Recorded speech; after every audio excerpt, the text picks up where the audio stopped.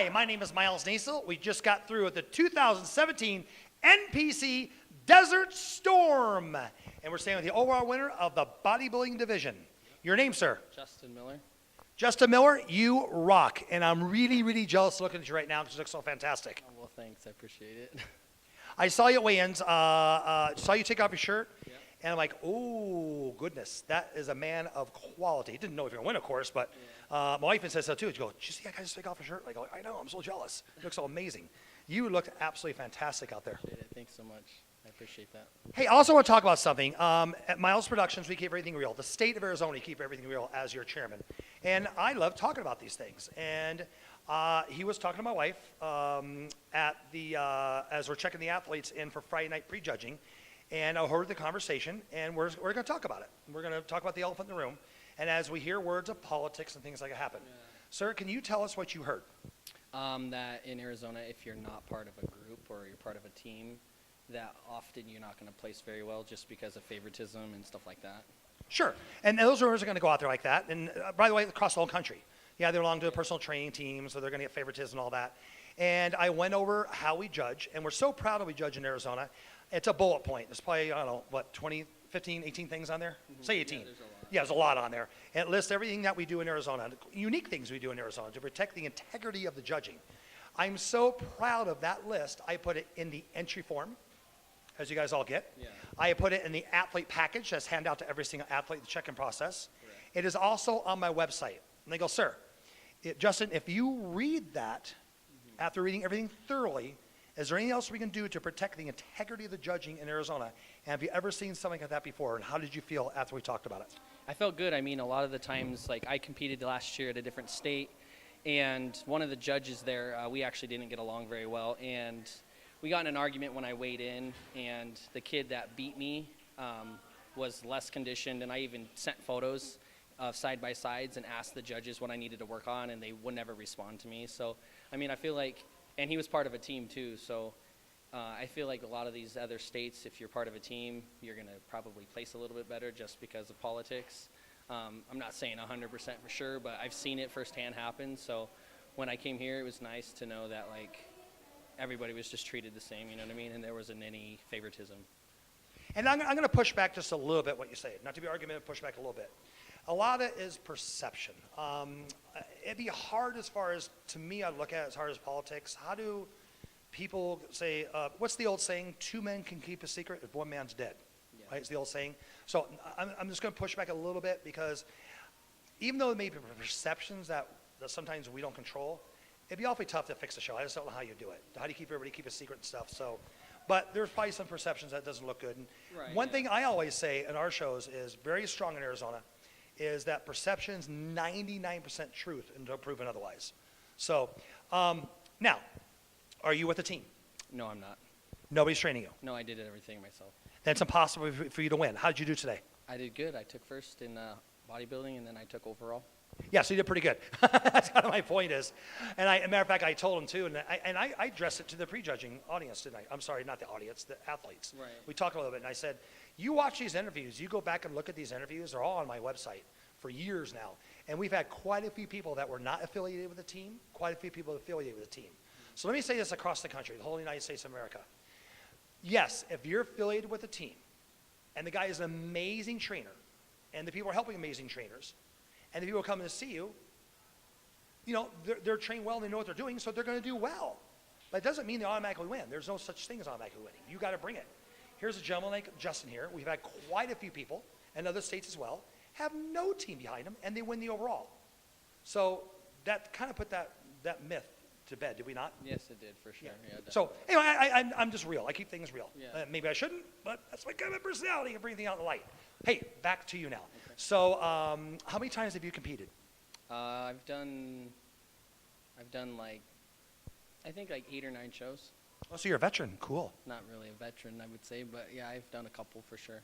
Well, the girl I interviewed before that won the overall figure, it was her first show. Oh, was it? You know, right? So Yeah, so you are a veteran. There was a lot of first-time competitors here. It was nice to see a bunch of new people, for sure. I always like to ask this question too. I'm curious because I have my story how I got involved in bodybuilding. What got you in the sport? How'd you get involved? Honestly, like to be 100% real, me and my girlfriend broke up in 2012, and that's when I started working out. And then after I started working out, I liked doing it, so then I started training, and then became a trainer that following year. And then I did my first show myself. I prepped myself, and I took last place, dead last. I took 17th out of 17. I took the worst place. And then I told myself I would never compete again after that. And then 3 months later, I said I would compete again. And then I took second at my men's physique. And then I went to Vegas. I took 6th. Nice. And then I converted over to bodybuilding. Yeah. So, Two things come to mind. One is, folks, those who compete out there and loved ones, those competed, how many times have we heard after somebody's first show, I will never do this again? Usually happens the night after the first show. You don't think you don't place, or you don't place as well as you thought of or hoped for, right? yeah. And then the next morning, the cheesecake comes out and the donuts come out. The night before you had your pizza. We're doing that for 4, 5, 6 days. We get the bloated gut. We're all spinning over. And you think, we're all 30 pounds heavy. We're all happy again. And you think, you know what? I think I want to do another show. It changes the perspective when you get fat and happy, doesn't it? Later, I was just like, yeah, I'm going to do this again. It's very common, by the way. And people even win a show. They're like, I'm not ever doing that again. It's tough. It's tough. And then the second thing that comes to mind when we're having this conversation is you went from dead last. And most, like you say, some people quit. But like about it is, it's not hard you get hit. It's not hard you get hit. It's not hard you get hit and keep going. That's my Rocky thing. It probably wasn't the best, but the videographer is shaking his head. Never do that again. Okay, Brian. Yeah, it is about getting back up. And it's about going over again and not giving up and pushing harder, finding out what makes you better. And you know what? That's an example of how to live your life. I think, For sure. which we're losing part of that in America, are we not? Kind of pull your boots up with the straps and get with it. Just get it and make itself better and better. And you prove that, yes? Yeah, I mean, I tried. I just, like I said, a lot of people will think that they can't do it, or they don't have the physique to compete, or they just don't feel like they look good enough. But, I mean, it's really not about looking the best. It's about the hard work and the dedication, and then just actually being able to step on stage. Like, it's an amazing feeling, even if you didn't place well, to just actually, accomplish stepping up there and, just doing your best, for sure. Yeah, it's amazing too. Also, a thought came to my mind too is you talk about actually coming through and competing with the show. And I ask this a lot of times at the prejudging meeting as well, the athletes, and I say, hey, before I ask the question, I tell them that you guys are amazing that you're here. You're already winners. And I say, with the raise of hands, how many people do you know that had a friend or someone said, I'm going to compete in this show about 14 weeks out? Raise your hands. And about 90% of the people raise their hands, right? Yeah. You knew somebody, right, who's going to do the show? Oh, yeah. People always will drop out, or they'll say, I'm going to do this, and then 3 weeks in, they're like, it's too hard, and then they'll stop. And it's not the training that's hard. It's really just the vigorously, dieting and not in going through the cravings and wanting sugar. And I hear all the time, I don't even crave sugar. And then 2 weeks in, they're like, I want donuts, I want cookies, and that's all they crave is sugar. So, yeah, it's definitely a mind kind of screw to say I don't crave sugar and then cut it out and then actually want everything you see to eat. You know what I mean? So, yeah. It is tough, and that's why in our shows we have everybody on stage that steps on stage. We all come on together, we all walk off together. We do what's called a line of victory.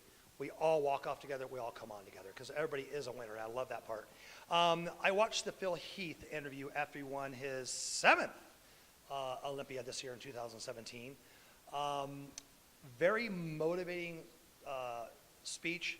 As I was talking about, pulling your boots by the straps and not giving up and keep pushing. It's a really neat interview to watch of Phil Heath. The Rock interviewed him afterwards. Yeah. The Rock. I love The Rock. Rock is my man crush. Brian, that's okay? That was weird too.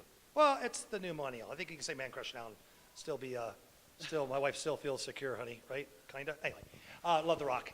But it was cool that he's getting involved. Neat guy. But when he interviewed him, Phil goes on about focusing and pushing forward and being the best you can be. And gosh, that guy probably started off, he was a basketball player. I've seen pictures of him, a little skinny guy, and look what he did. Yeah. And you've only been doing this since 2012? That's crazy. I first competed in 2014. But started training 2012. Started working out. Yeah, I was 140 pounds. I went to the local Glendale Union High School district. I'm going to try to do the math, and I believe that's 5 years. So the day you started training to winning your overall. Yep, that was been 5 years. Yep. For sure. Oh, thank you, Glendale Union School District.